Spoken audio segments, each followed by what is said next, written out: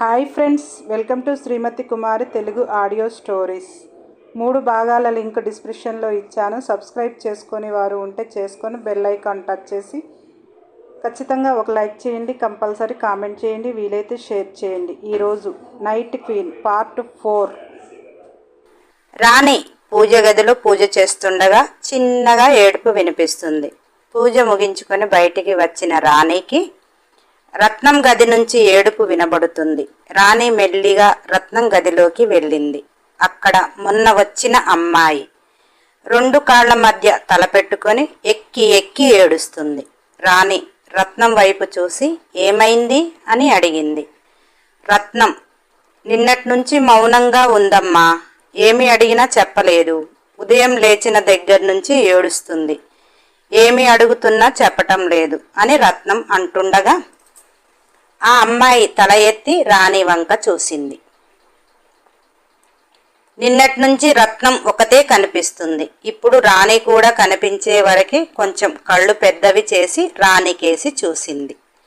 వచ్చిన అమ్మాయికి రాణిని చూస్తుంటే చేతులెత్తి మొక్కాలనిపిస్తుంది. పెద్ద బొట్టు, జారు జడ, కాటన్ చీర, ఆమె శరీర ఆకృతికి ఆకట్టు బొట్టు ఎంత హుందాగో అనిపించింది. రాణి రత్నంతోటి అమ్మాయిని ఫ్రెష్ అవ్వమని చెప్పి టిఫిన్ పెట్టి నేను గార్డెన్లో ఉంటా, తీసుకుని రా అని చెప్పి వెళ్ళిపోయింది. రత్నం అమ్మాయి కేసి చూసింది. ఆ అమ్మాయి నిదానంగా లేచి వాష్రూమ్కి వెళ్ళింది. స్నానం చేసి వచ్చేటప్పటికి రాణి చుడీదార్ ఒకటి పెట్టింది రత్నం. అమ్మాయి బయటికి వచ్చి చుడీదార్ చూసి ఇది నాకేనా అని అన్నది. నీకే, త్వరగా రెడీ అవ్వు, టిఫిన్ పెడతా అన్నది. అమ్మాయి చక్కగా రెడీ అయ్యి టిఫిన్ తినేసి గార్డెన్లోకి వచ్చింది. రాణి ఊయలలో ఒక దిండు వేసుకొని చెట్టు నీడన ఊగుతూ అక్కడ ఉదయపు గాలిని, సన్నని సూర్యకిరణాలను ఆస్వాదిస్తూ ప్రకృతిలో ప్రకృతి కాంతలా ఒదిగిపోయింది. ఆ అమ్మాయికి రాణి ఒక అద్భుతంలా అనిపించింది. రత్నం ఊయల దగ్గరికి వెళ్ళి అమ్మా అని పిలిచింది. రాణి తల మీదుగా చెయ్యి పెట్టుకుని కళ్ళు మూసుకొని కలతగా నిద్రలో ఉంది. రత్నం మాటలకు కళ్ళు తెరిచి లేచి కూర్చుని ఆ అమ్మాయి వంక చూసింది. ఆ అమ్మాయి కొంత దూరంలో నిలబడి ఉన్నది. దగ్గరికి రమ్మని సైగ చేసింది. అమ్మాయి ఊయల దగ్గరికి వచ్చి నిలుచుంది. ఊయల మీద కూర్చో అని రాణి జరిగినది. ఆ అమ్మాయి రత్నం వంక చూసింది. రాణి చిరునవ్వుతో నీకు ఎవరి పర్మిషన్ అవసరం లేదు, కూర్చో అని కొంచెం ఘాటుగా చెప్పింది. అమ్మాయి వెంటనే కూర్చుంది. రాణి, నీ పేరు అని అడిగింది. ఆ అమ్మాయి తను నేలచూపులు చూస్తూ నా పేరు చెప్పాలా వద్దా అన్నట్టు ఆలోచిస్తుంటే ఆ అమ్మాయి స్ట్రైట్గా అడిగితే సమాధానాలు చెప్పదని, నువ్వు నీ బాయ్ ఫ్రెండ్తో వచ్చావు కదా, మీ అమ్మా నాన్నకు తెలియకుండా లేచిపోయి వచ్చావా? నువ్వు నోరు విప్పకపోతే పోలీస్ స్టేషన్లో నిన్ను అప్పచెప్తా, వాళ్ళు ట్రీట్మెంట్ ఎలా ఉంటుందో తెలుసా అని బెదిరించినట్టుగా భయపెట్టింది. అమ్మాయి వెంటనే నాకు ఏ బాయ్ ఫ్రెండ్ లేరు, నా పేరు కవిత అని చెప్పింది. రాణి కవిత బాగుంది అని చిరునవ్వు నవ్వి మరి మీ ఊరు, మీ అమ్మా నాన్న అన్నది. కవిత, మేడం నా వివరాలన్నీ చెప్తా, నన్ను ఎక్కడికి పంపించకండి, నా కథ విన్నాక మీరేమి చెప్తే అదే చేస్తా. మాది పలానా ఊరు, అమ్మా నాన్నలకు ఒక్క అమ్మాయిని. నాన్న మేషన్ పనికి వెళ్ళి అమ్మని నన్ను పోషించేవాడు. అమ్మకు బయట పనులు ఏమీ రావు, అందుకనే నాన్న తెచ్చిన దానిలో ఉన్నంతలో సర్ది పెట్టేది. నాన్న ఉన్నంత వరకు మాకు బాగానే నడిచింది. నా 10వ తరగతిలో నాన్న మేషన్ పని చేస్తుండగా పరంజి కూలి చనిపోయాడు. నాన్న పనిచేసే మేస్త్రి అమ్మకు సహాయం చేస్తున్నట్టు నటిస్తూ అమ్మని లోబర్చుకున్నాడు. నేను 10 పాస్ అయ్యాక అమ్మ నన్ను గవర్నమెంట్ కాలేజీలో చేర్పించింది. అమ్మ బయట పనులకు వెళ్ళదు కనుక మేస్త్రి ఇచ్చిన దానితో కాలం గడిపింది. ఆ మేస్త్రి వచ్చి పోతూ నాకేసి అదో రకంగా చూస్తుంటే నాకు ఒళ్ళు కంపరంగా అనిపించేది. నేనేమి పసిపిల్లను కాదు, వయసుకు వచ్చిన దాన్నే కదా. వాళ్ళిద్దరూ రూమ్లోకి వెళ్ళి అలా ఉంటుంటే నాకు అమ్మ మీద కూడా అసహ్యం పెరిగింది. అమ్మతో అతను మన ఇంటికి రావద్దు అని ఒక్కొక్కసారి అరిచేదాన్ని. దానికి అమ్మ, నేను బయటికి వెళ్ళి ఏ పని చెయ్యలేను, మన ఇద్దరికి తనే కదా కడుపు నింపేది, అయినా నువ్వంత బాధపడిపోతున్నావు. నేనేమైనా మీ నాన్న ఉండగా తప్పుడు పని చేస్తున్నానా, లేదా రోజు ఒకరితో ఉంటున్నానా? నాకు బయట పని చేత కాదు, ఆ మేస్త్రి ఇచ్చిన దాంట్లోనే ఏదో సర్దుకుంటూ వస్తున్నా అని నన్నే గద్దించేది. కాలేజీకి పోయి శ్రద్ధగా చక్కగా చదువుకుంటూ ఉన్నా. కాలేజీ ఉన్నప్పుడు నాకు ఏమనిపించకపోయేది కానీ సెలవు ఉండి ఇంటి దగ్గర ఉండాలి అంటే నరకంగా ఉండేది. ఆ మేస్త్రి కూడా పని కట్టుకొని నాకు సెలవులు అంటే ఇంటికి వచ్చేవాడు. మేస్త్రి అమ్మతో అంత చనువుగా ఉండటం నేను సహించలేకపోయా. అమ్మ కూడా ఎదిగిన పిల్ల ఇంట్లో ఉంది అని ఆలోచన చేయకపోవటం చాలా బాధగా ఉండేది.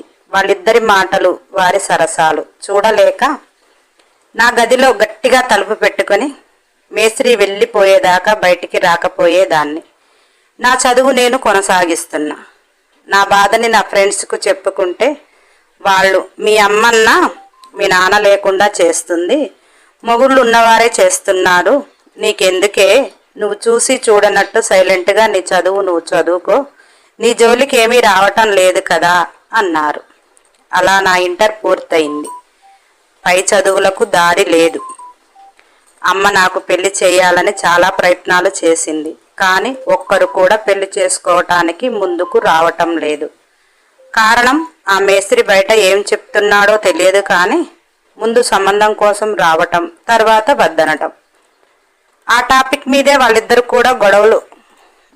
మధ్య గొడవలు జరుగుతుండేవి. ఒక్కొక్కసారి అమ్మని విచక్షణ లేకుండా కొట్టి వెళ్ళేవాడు.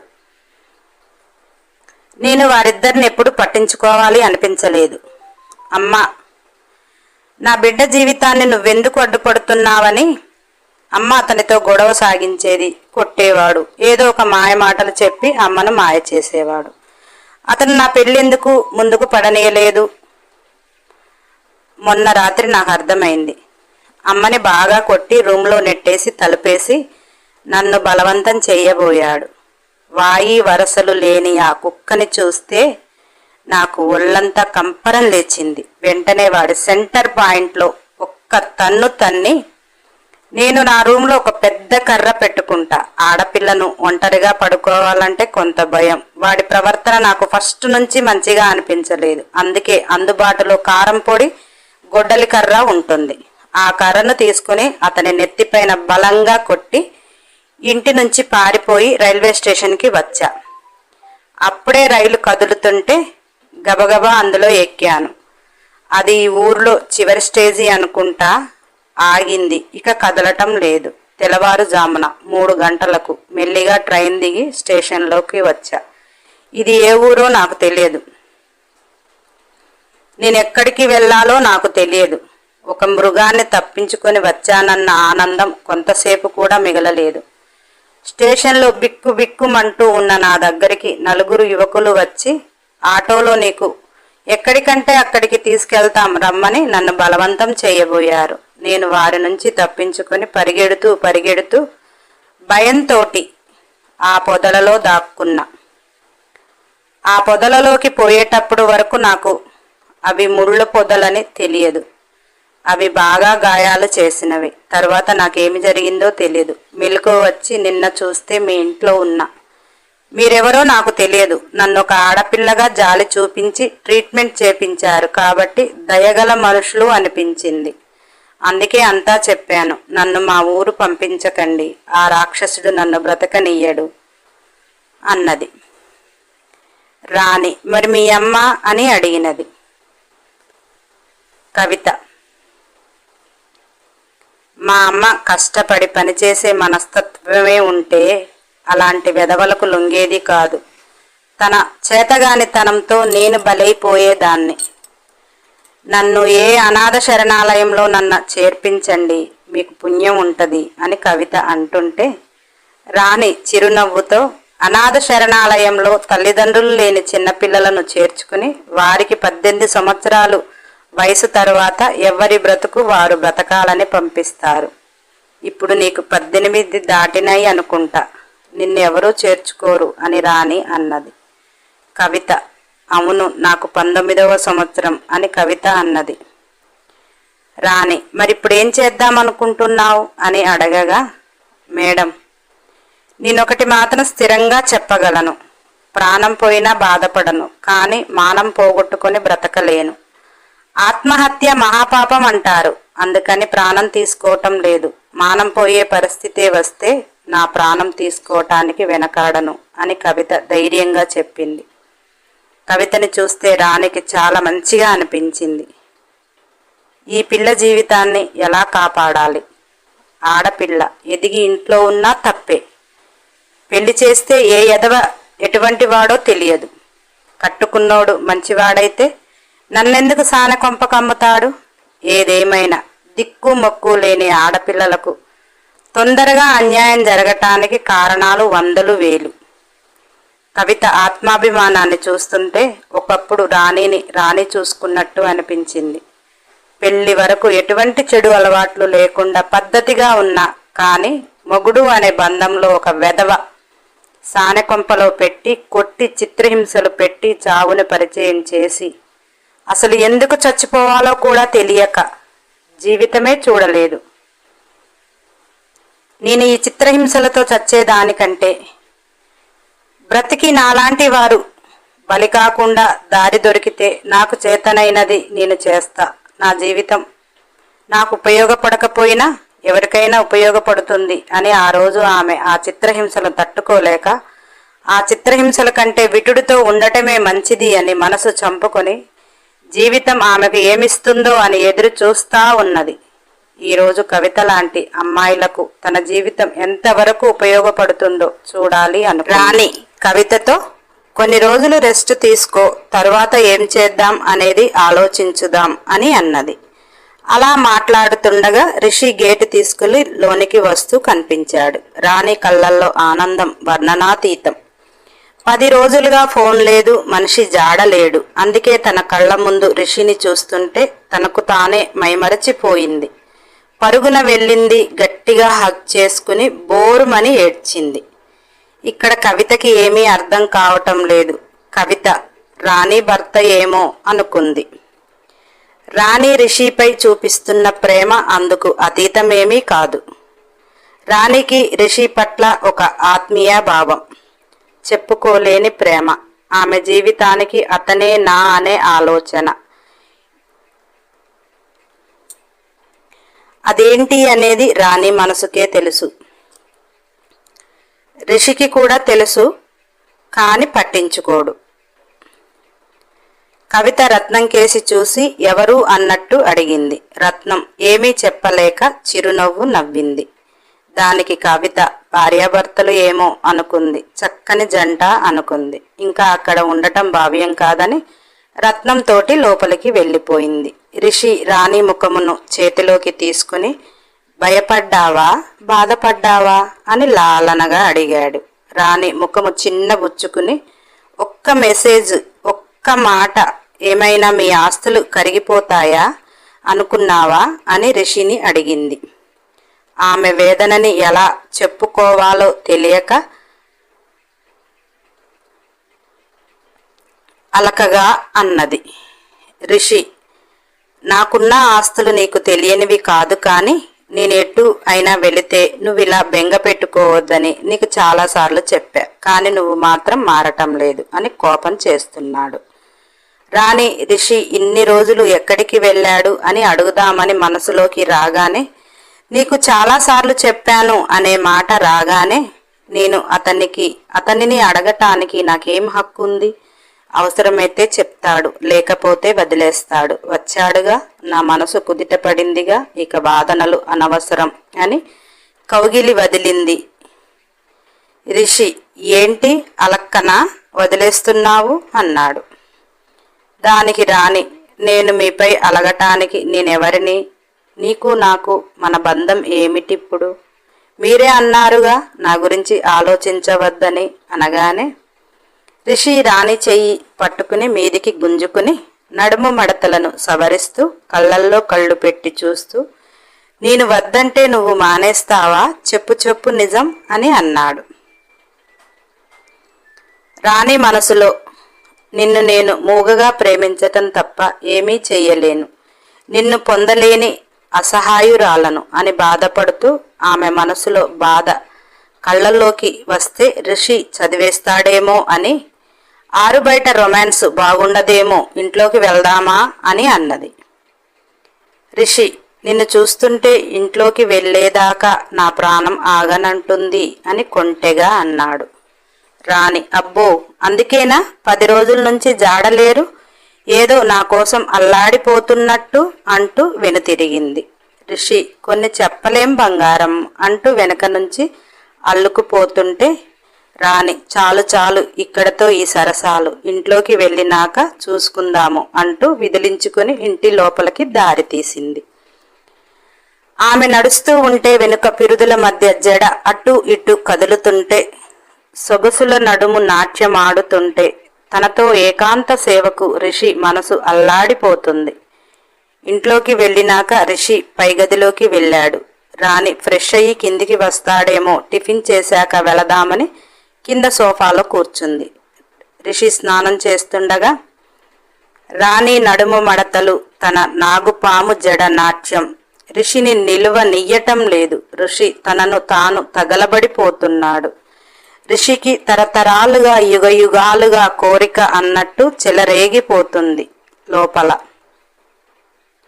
ఎందుకంటే రిషి రాణితో కలిశాక ఇక తాను వేరే ఏ అమ్మాయితోనూ కలవలేదు. అలా అని రాణిపై ఏదో ప్రేమ కాదు, అతని అవసరాలకు రాణి ప్రేమగా ఇచ్చే పొందు చాలు. మిగిలిన జీవితం అతనికి వేరేలా కావాలి. భార్య బిడ్డలు బంధాలు అవసరం లేదు, కానీ ఏదో సాధించాలని తపన, 10 మందిలో గొప్పగా అనిపించుకోవాలి అని. ఆ ఊరు ఎమ్మెల్యే దగ్గర పనిచేస్తూ అతనికి చేదోడు వాదోడుగా ఉంటూ ఏదైనా అవసరం వస్తుందేమో అని అవకాశం వస్తుందేమో అని ఎదురు చూస్తూ ఉన్నాడు. రాణితో జీవితం మొదలుపెట్టినాక ఆమె దగ్గరకు మనుషులను పంపించటానికి ఎవరితో పరిచయాలను ఎమ్మెల్యే దగ్గర బాగుంటుంది అని అక్కడ ఉంటున్నాడు. అలా చేయటం వల్ల చేతి నిండా డబ్బు ఉంటుంది. కావాలి అన్నప్పుడు రాణితో పొందు ఉంటుంది. రాజకీయంగా ఎదగాలి అనే తపన. రిషి స్నానం చేసి టవల్ చుట్టుకుని బయటకి వచ్చి రాణిని కేకలు వేస్తున్నాడు. కింద ఉన్న రాణికి ఏమీ అర్థం కాలేదు. ఎందుకు అంతలా పిలుస్తున్నాడో అర్థం కాక గబాగబా పై గదిలోకి వచ్చింది. రిషి టవలు చుట్టుకుని తల నుంచి నీరు కారుతుంటే, రిషి తెల్లని దేహం మీద నుంచి అవి అటు ఇటు ప్రయాణిస్తుంటే రాణి రిషి బాడిని చూసి గుటకలు మింగుతూ, ఏంటి రిషి గారు అన్నది. రిషి, నీ కౌగిలిలో వెన్నలా కరిగిపోదామని పిలిచాను అన్నాడు. రాణి, అదేంటి టిఫిన్ తినరా అని అడిగింది. రిషి విందు భోజనం ఎదురుగా పెట్టుకుని ఈ ఆకలి తీరకుండా అనా అని కొంటె చూపులు వలపు బాణాలు సంధిస్తున్నాడు. ఎందుకంటే అతనికి 10 రోజులుగా రాణితో పొందు లేక తపిస్తున్నాడు. రాణి ఒక టవల్ తీసుకొని కూర్చోబెట్టి తల తుడుస్తుంది. మీకు టైము పాడు లేదు, ఉదయపు సరసాలేమిటి అని అడిగింది. రిషి, దాహం వేసినప్పుడే దేహాలు కలవాలి, దాహాలు తీరాలి, దానికి సమయం అంటూ ఏమీ ఉండదు. వలపు జలకాలలో ఎగసిపడే కోరికల పదనిస గుసగుసలు ఎప్పుడైనా తీర్చుకోవచ్చు అని రాణి నడుము మడతలను సవరిస్తూ తనలో తాపాన్ని రేకెత్తిస్తున్నాడు.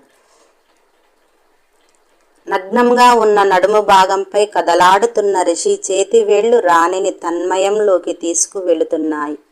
రాణి రిషి చెయ్యి పట్టుకుని కళ్ళల్లోకి కళ్ళు పెట్టి చూస్తూ ఆమె మెత్తని అదరాలతో రిషి అదరాలను మూసివేసింది. ఒకరికి ఒకరు పెదవులు జుర్రుకొని నాలుకల సయ్యాటలో, పెదవుల యుద్ధంలో రాణి పెదవులకు ఘాటు పడింది. కనులు మూసి నొప్పితో వెనుకకు తగ్గింది.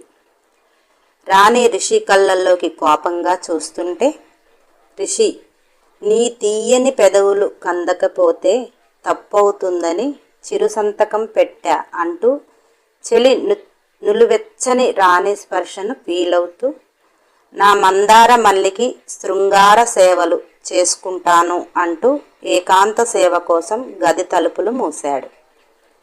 ఋషి గది తలుపులు మూసిన వెంటనే ఏ అచ్చదనము లేని అతని దేహమును గట్టిగా హగ్ చేసుకుని, రాణి, నీ కౌగిలిలోనే నేను పట్టపు రాణిని అంటి నవ్వింది.